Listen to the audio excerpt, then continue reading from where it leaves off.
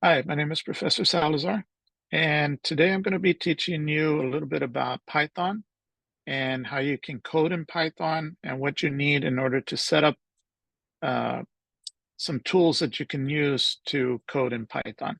Okay, so let me first get started by sharing my screen.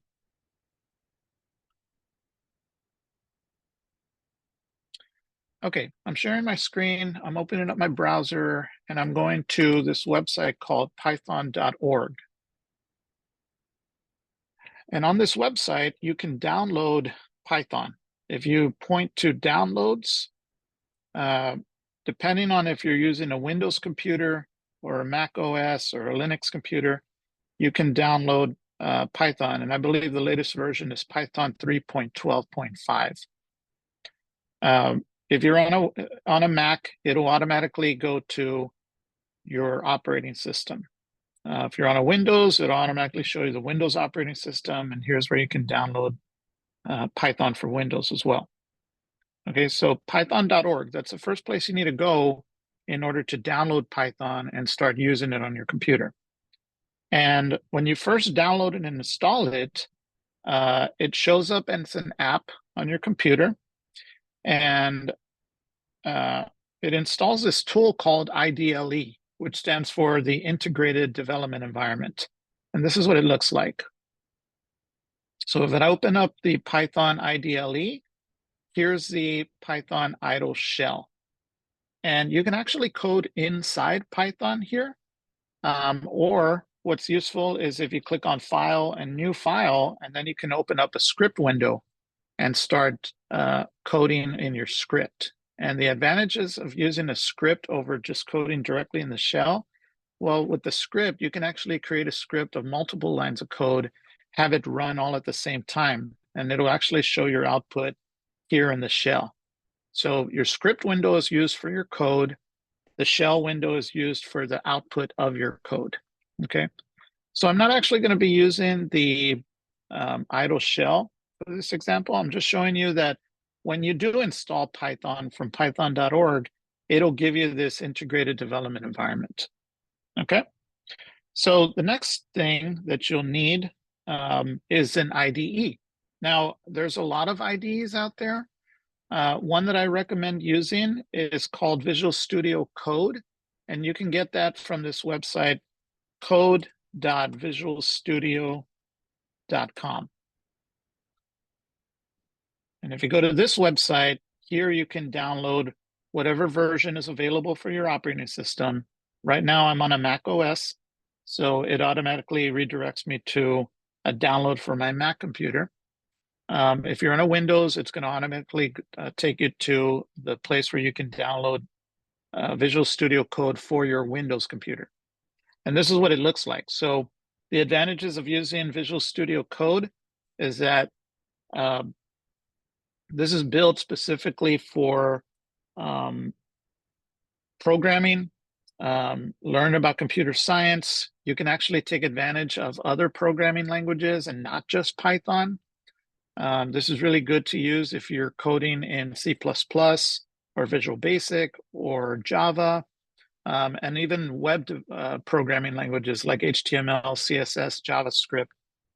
But for Python, this is a great tool to use. So I definitely recommend downloading Python from python.org and then downloading the Visual Studio Code app on your computer. So once you get those two things downloaded and installed in your computer, all you need to do is open up Visual Studio Code, and it actually looks like this when you get it up and running.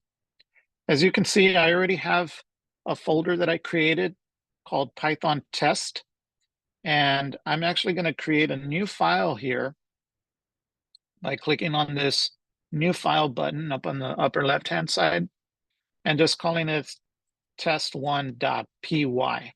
And when you add the py extension, then your computer knows that this is a Python file that's going to run Python code. So if I hit enter right here, here's my script window that's going to run all my code once I get it running. You'll also notice that on the upper right-hand side, there's a little play button. that will automatically run your code once you click play. So right now there's no code to run, but for example, if I want to start writing code, I can start creating variables and I can start equaling them to values, like placing values inside variables. So let me give you an example of this.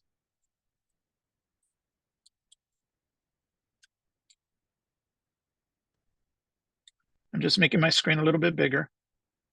Okay, so I'm going to type in A equals 6, B equals 7, C equals A plus B. Okay.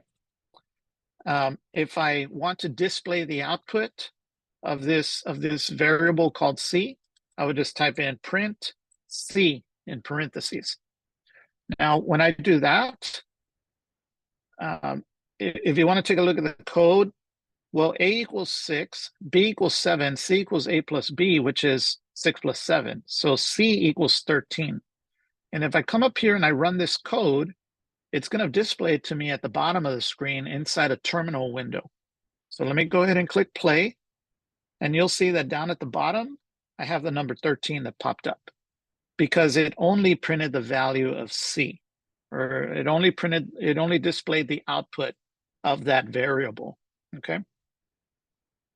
They don't always have to stay the same. You can make changes to variables. Like A doesn't always have to equal 6. You can make changes and say A equals 20 and B equals 30. And when you save this and run it again, well, now the value of C is going to be 50. So let me go ahead and click the play button on the upper right-hand side. And now you'll see that 50 comes out. Well, 50 comes out because A plus B equals C, right? I'm going to go ahead and clear the screen, and you'll be seeing me clear the screen several times because I'm just going to be running a lot of code here. Okay, and if you need more room, you can obviously move these windows up and down.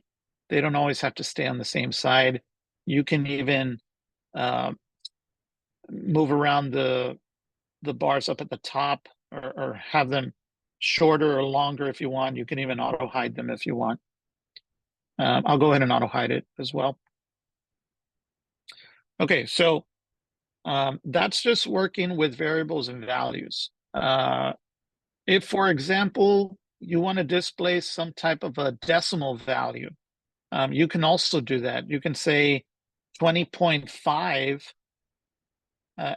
equal A, and B is going to equal 30.3. Well, when we run this, it's going to be 55.8, right? So I'm going to save that and run it, and you'll see that 50.8 is displayed on the screen because those decimal values were also added. So one thing to notice here is that when I have variables, they can be equal to integers, they can be equal to floating point decimal values, or they can be equal to words. And a collection of letters or words are called a string in Python. Okay, so for example, I'll go here and I'll say first name equals input, enter your first name. Okay, I'm going to ask the user for input, and I'm going to display to them, enter your first name. And then I'm going to type last name equals input, enter your last name. Okay, and then I'm going to type full name equals first name plus a space plus last name. And then I'm going to display to the user their full name, saying, you know, anything on the screen. So I'll type in print hello, comma, full name,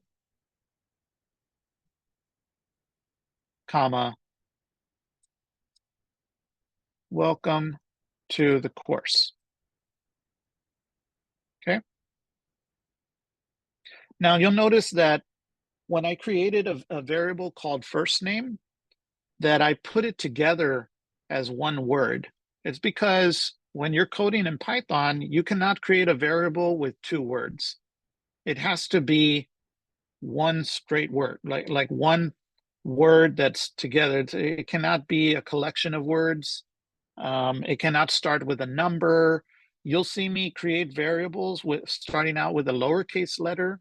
And if I have to use two words, then what I'll do is I'll use camel casing. And this is called camel casing here, where you see like a capital N for name, just to distinguish that I'm actually using two words here, but they're actually designated as one. Also, I'm asking the user for input. And I'm displaying to the user, enter your first name.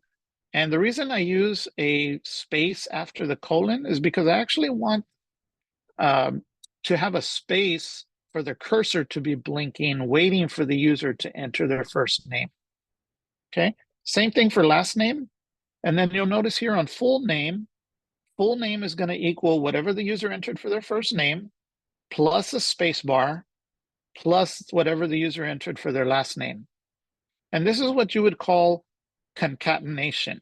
When you concatenate things, you're basically just putting them together. You're concatenating them, okay?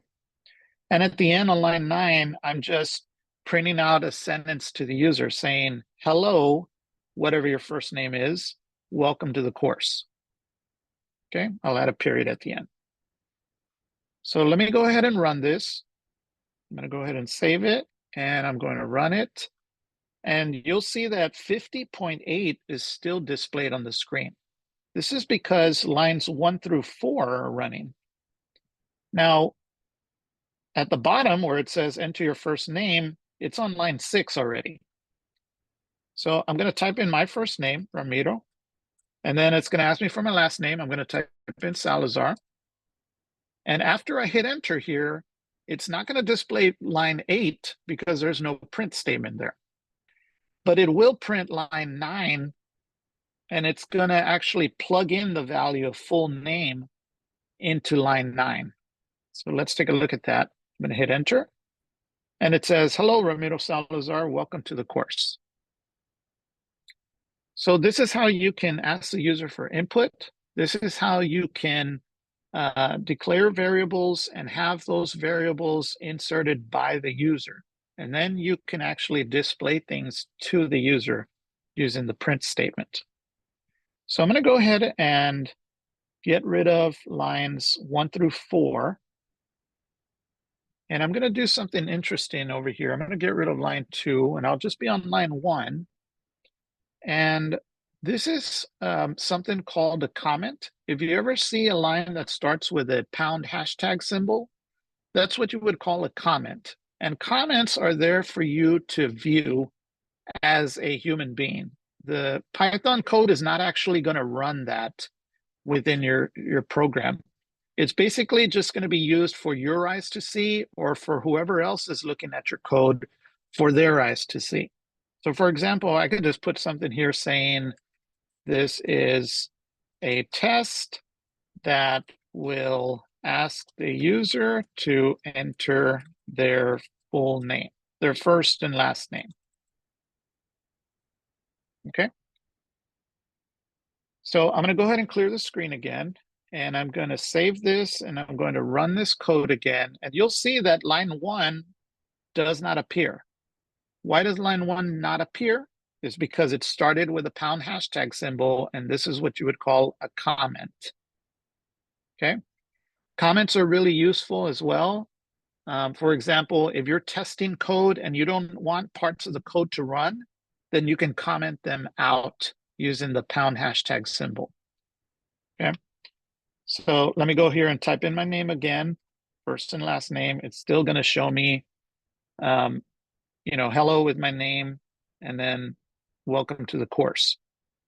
It purposefully left out line 1 because line 1 is just a comment. Now,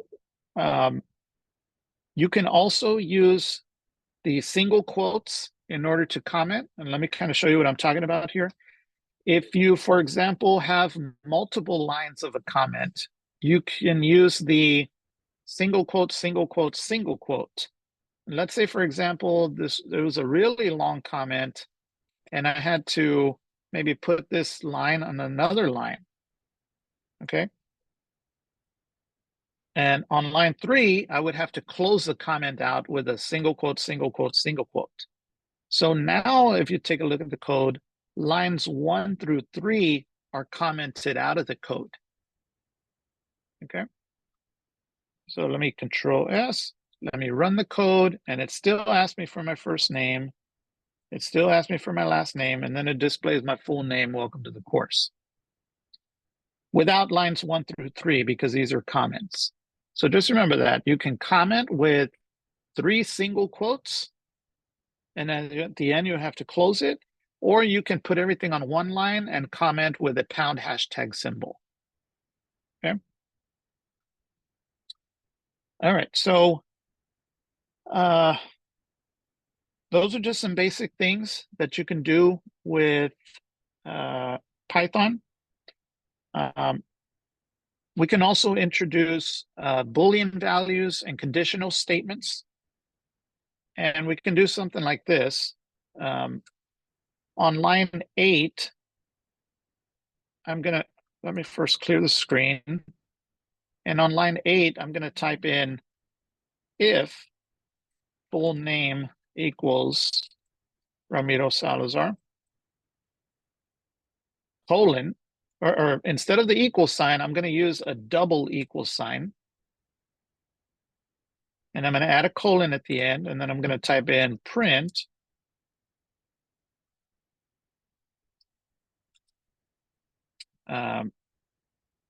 the best professor there is, or the best professor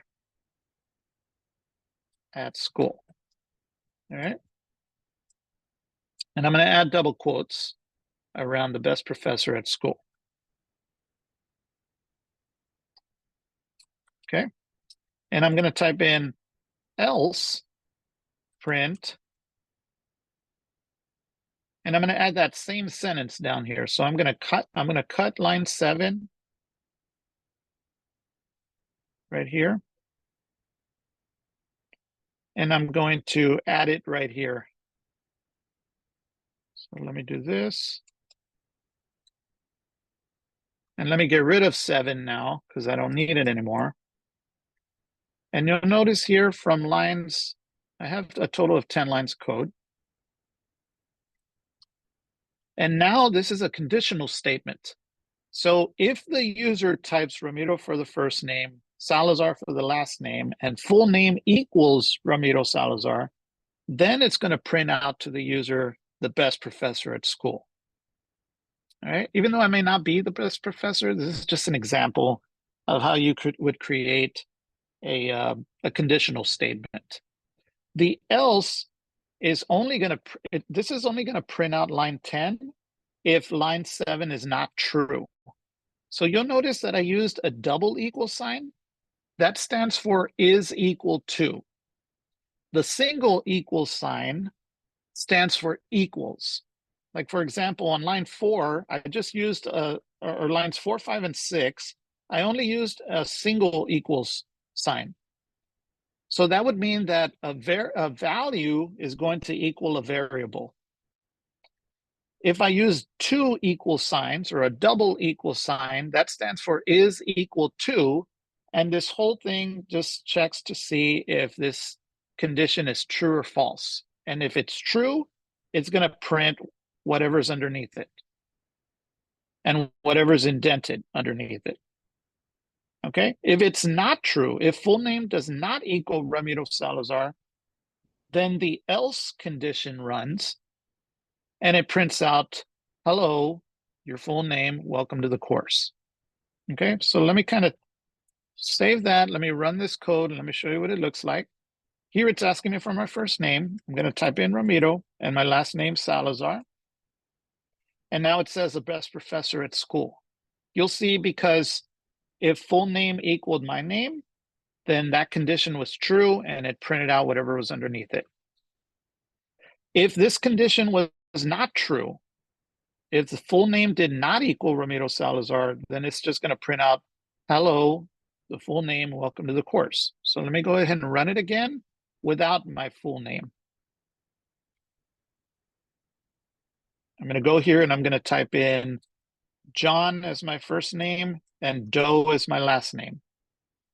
And when I hit enter, it says, hello, John Doe, welcome to the course. Okay.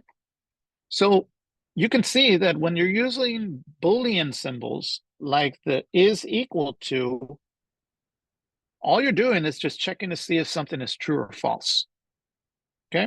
This is basically what you would call a conditional statement. And you'll notice that in conditional statements, we use the if else. If there's multiple conditions, we can use the if, elif, else. Elif stands for else if. So for example, if I had an elif statement or a multiple conditional statement, I would do something like this. Elif full name is equal to John Doe, colon, print, your name is John Doe. Okay. So right here we have multiple conditions. If the full name is equal to Ramiro Salazar, it's going to print out the best professor at school. Else if, meaning elif, if full name is equal to John Doe, then it's going to print out your name is John Doe. And else, meaning if both of those conditions are false, it's only going to print out, hello, your full name, welcome to the course. So let me go ahead and run this. I'm going to run this a few times just to show you. I'm going to type in John as my first name and Doe is my last name. And it says your name is John Doe. What happened to the best professor at school? And what happened to hello, full name, you're welcome to the course? Well, those two conditions were false. So they never printed their output. But this else if condition was true. So it printed out your name is John Doe. And let me go ahead and run it one more time just to show you the else running. I'm going to enter Jane Doe as first name and last name. And it says, hello, Jane Doe, welcome to the course. So you'll see that in this case, both of these conditions were false. Therefore, the else had to print. Okay. So I'm going to go ahead and clear the screen. And that was just a brief introduction on values and how you can equal them to variables. I also showed you conditional statements, how you can use Boolean values, and there's other Boolean values out there. It's not just the double equal sign or the is equal to sign. There's also like greater than sign, there's a less than sign, there's a not equal to sign. So there's a lot of things that we can actually use in this example. Let me go ahead and do another one. I'm going to go ahead and erase this. Okay, and I'll just do a hashtag pound symbol, and I'll just say this is another conditional statement. Okay, so let me kind of do something like this. I'm going to ask the user for their age, and I'm going to say age is not equal to just an input, but an int input, meaning I'm only going to require the user to enter an integer input. Please enter your age. Okay. And I'm going to say if age is greater than or equal to 18, print,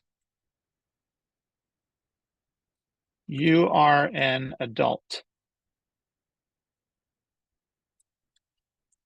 And then I'm going to say elif age is greater than or equal to 13 and age is less than or equal to